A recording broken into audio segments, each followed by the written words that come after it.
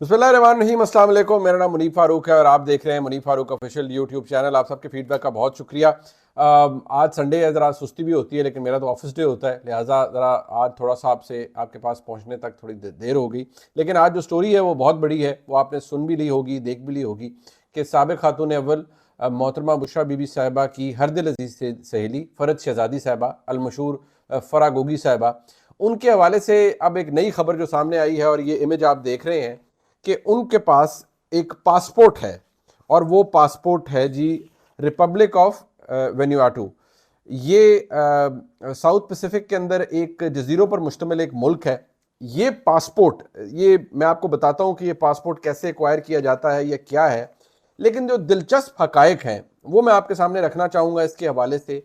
फरा गोगी साहिबा के पास ये पासपोर्ट कब आया क्या नहीं, लेकिन मैं आपको ये बताऊंगा आज के इस ब्लॉग के अंदर कि इस मुल्क का पासपोर्ट लेने वालों को ये आमतौर पर कौन लोग ये काम करते हैं, किन किन लोगों ने ले रखा है, किस तरह के लोग होते हैं, दुनिया में इस मुल्क के बारे में क्या तासुर है कि कौन लोग इसकी सिटीजनशिप लेते हैं, और फरा गोगी साहिबा यहाँ पर उन्होंने कौन कौन से एरियाज को कवर करने के लिए इस पासपोर्ट का इस्तेमाल किया।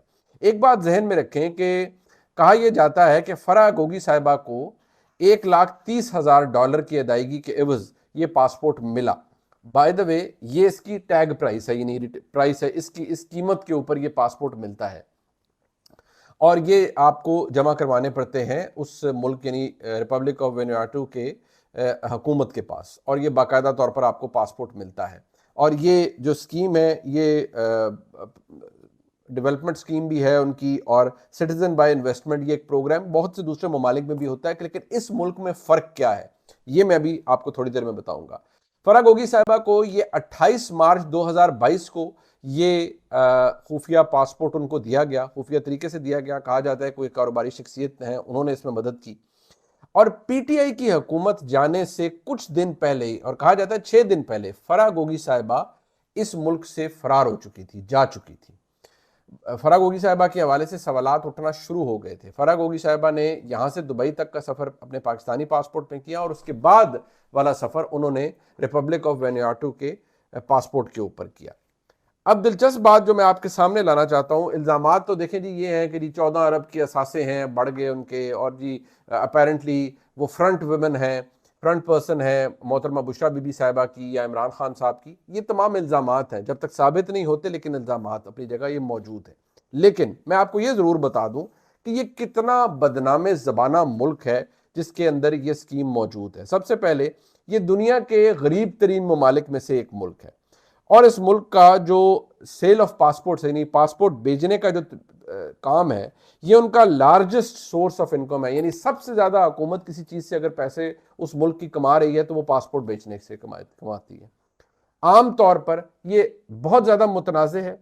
आम तौर पर फ्यूजिटिव्स यानी भागे हुए लोग, कानून से भागे हुए लोग, पॉलिटिशियंस, डिस्ग्रेस्ड बिजनेसमैन, यानी कि जिनके खिलाफ स्कैम्स मौजूद हों, इन्वेस्टिगेशंस चल रही हों अपने मुल्कों के अंदर, वो इस काम के अंदर उन्होंने पासपोर्ट्स लिए ले रखे हैं। इस मुल्क के अंदर कई सीरिया के जो बिजनेसमैन हैं जिनके ऊपर अमेरिका ने सैंक्शन लगाई, उनको पासपोर्ट दिया गया है। इटली के कुछ बिजनेसमैन हैं जिनके खिलाफ एक्सटॉर्शन के केसेस हैं, इल्ज़ामात हैं, उनको ये पासपोर्ट मिला है। इस तरह क्रिप्टो करेंसी के स्कैम के अंदर 2 भाई मुलव्वस हैं कि जी भाई उनकी तस्वीर आप देख सकते हैं, वो मुलव्वस हैं इसके अंदर। उनको बाकायदा तौर पर कहा जाता है कि जी वो भी इसीलिए उन्होंने इस मुल्क का पासपोर्ट लिया, क्योंकि इस मुल्क का पासपोर्ट लेने से जो सबसे बुनियादी बात है वो क्या होती है। इस मुल्क का पासपोर्ट मिले अगर रिपब्लिक ऑफ वेन्यूआटू का, तो EU यानी यूरोपियन यूनियन और इंग्लैंड, वहाँ पर आप वीज़ा फ्री एक्सेस है इस पासपोर्ट के ज़रिए। देखिए ये एक बहुत बड़ा जो तरीक़ाकार है वो ये ढूंढा गया है, और $1,30,000 के एवज ये मिलता है।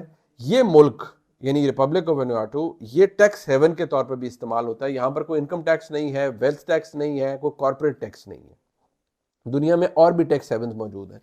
2020 के अंदर गार्डियन ने एक स्टोरी की, और उस स्टोरी के मुताबिक तकरीबन 2200 के करीब दुनिया भर से लोग ऐसे हैं जिन्होंने ये ले रखी है, ये सिटीजनशिप, ये पासपोर्ट ले रखा है। और इस सिटीजनशिप जिन्होंने ली है उनमें से ज्यादातर तादाद चाइनीज बाशिंदों की है। 1200 के करीब चाइनीज बाशिंदे बताए जाते हैं जिन्होंने ये लिए हैं। ज्यादातर लोग उसके अंदर वो होते हैं जिन्होंने अपने मुल्कों से भागना होता है, जिन्होंने मुख्तलिफ वो कार्टेल्स या माफियाज के अंदर इन्वॉल्व होते हैं, सिंडिकेट्स के अंदर होते हैं। और ये एक बहुत बड़ा कंसर्न भी दुनिया के अंदर रहा है कि एक ऐसा मुल्क जो कि एक जजीरा नुमा मुल्क है जहाँ पर रेगुलेटरी निज़ाम, जैसे आप देखिए, आप इंग्लैंड के अंदर जाते हैं, अमेरिका के अंदर जाते हैं, किसी भी मुहज़्ज़म मुल्क के अंदर जाते हैं, किसी भी वहाँ पर अगर आपने सिटीजनशिप लेनी है तो आपके हज़ारों तरह के तो चेक्स होते हैं।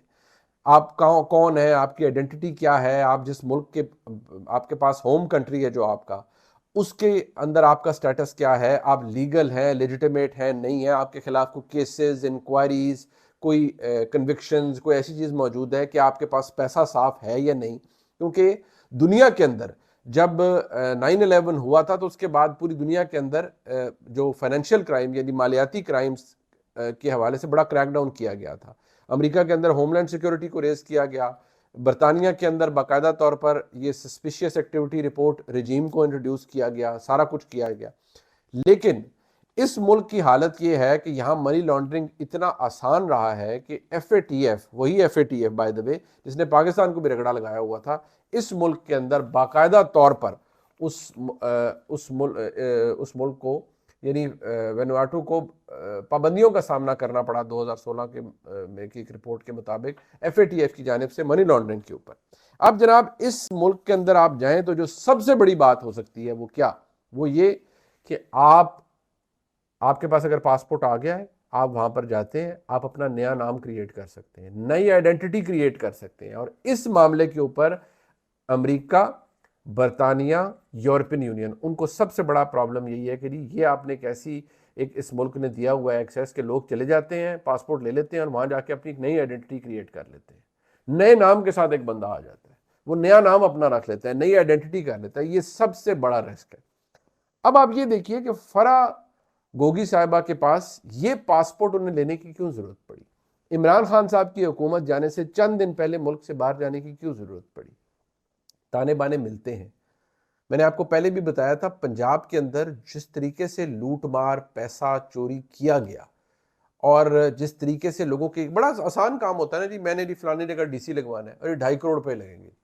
और इसमें बुजदार साहब के रिश्तेदार भी शामिल थे, उन्होंने थोड़ा हाथ पांव मारा होगा, ज्यादा फरा गोगी साहिबा करती थी। और फरा गोगी साहिबा की गिरफ्त इतनी मजबूत थी अपनी सहेली मोहतरमा बुशरा साहिबा पर कि वो बाकायदा तौर पर उनको पता होता था कि ये काम अगर किसी ने करवाना है, अगर किसी ने वज़ीर आज़म से काम करवाना है तो ये तय था कि उसने अप्रोच करना है फ़रद शहज़ादी साहिबा को, और फ़रद शहज़ादी साहिबा की मुट्ठी गर्म होनी है या उनको बताया जाना है कि जी हमने ये काम कराना है और ये होना वज़ीर आज़म के दफ्तर से।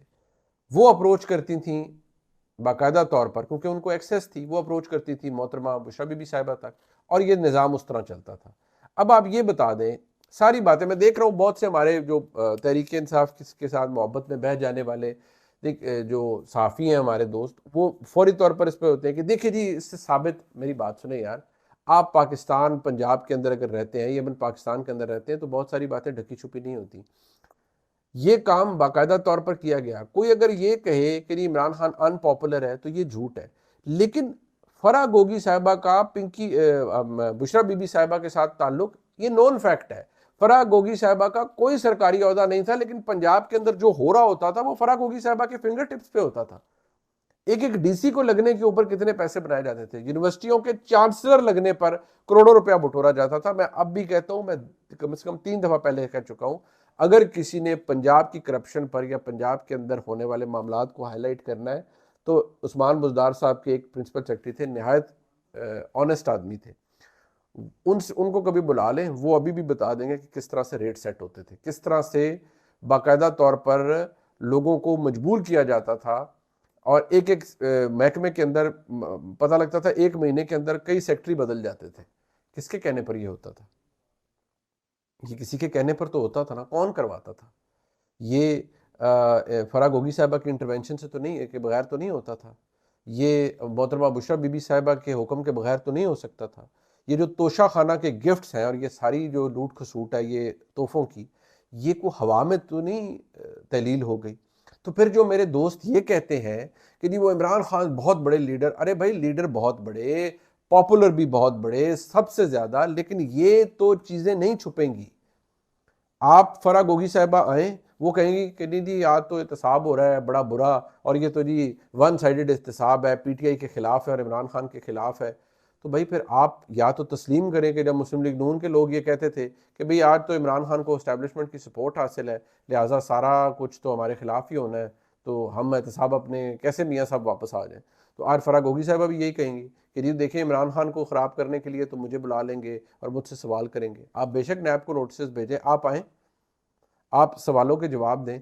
आपने इतनी वेल्थ कैसे एक्यूमुलेट की है, ये जवाब तो मैंने देना है ना। अगर मेरे पास 14 अरब के असासे हो चुके हैं, अगर मेरे पास हो गए हैं, तो भाई उसका जवाब तो मैंने देना है ना।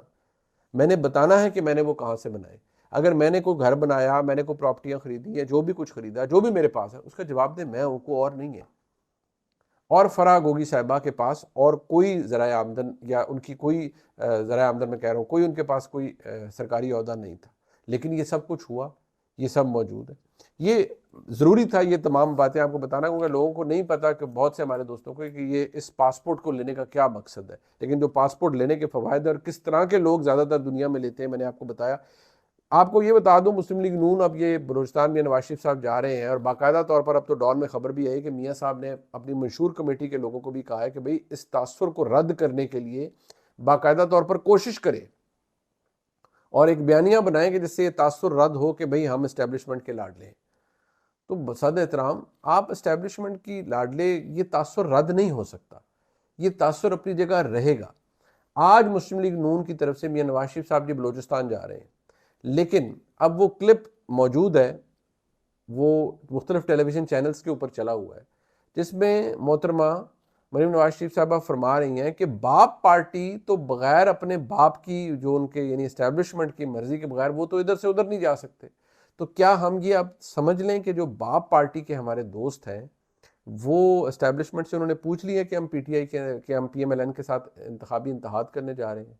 जब हम पूछते हैं पीएमएलएन से, वो कहते हैं नहीं जी नहीं, अब बाप पार्टी सियासी यतीम हो चुकी है, अब उनके ऊपर इस्टेब्लिशमेंट का हाथ नहीं। जबकि तारीख गवाह है कि एक पार्टी जिसको बनाया ही इस्टेब्लिशमेंट ने है, इस्टेब्लिशमेंट उससे कैसे हाथ उठा सकती है। इस्टेब्लिशमेंट का हाथ उनके ऊपर हमेशा से था, है और रहेगा। आज अगर वो जमात मुस्लिम लीग नून के साथ जा रही है तो इस्टेब्लिशमेंट की मर्जी से जा रही है। लिहाजा ये वो बातें हैं या ये वो तमाम मामलात हैं जिनको कोई रद्द नहीं कर पाएगा, जितना मर्जी मुस्लिम लीग नून जोर लगा ले, लेकिन ये तासुर किसी के कहने से नहीं खत्म होगा। आज पीएमएलएन अगर ये कहती है हम पंजाब को क्लीन स्वीप कर देंगे, पीटीआई अपनी गलतियों, हिमाकतों और ब्लंडर्स और 9 मई के मकरू जो एक काम हुआ वो उनके खाते में पड़ गया है, उनके गले में वो तोक डल गया, उसकी वजह से वो खराब हो गए हैं। लेकिन मुस्लिम लीग नून अगर कहती है हमने क्लीन स्वीप करना है, तो पीटीआई के ना होते हुए क्लीन स्वीप किया भी तो उसकी क्या अहमियत होगी। आपका रिवायती हरीफ जो आपका मुकाबले वाला है वही नहीं जब मौजूद होगा, तो फिर आपको इंतखाब के अंदर अगर जीत भी गए तो उस जीत की क्या क्रेडिबिलिटी होगी। ये सवाल अपनी जगह मौजूद रहेगा। व्लॉग आपने देखा, नहीं से लाइक सब्सक्राइब शेयर कीजिएगा। बहुत शुक्रिया।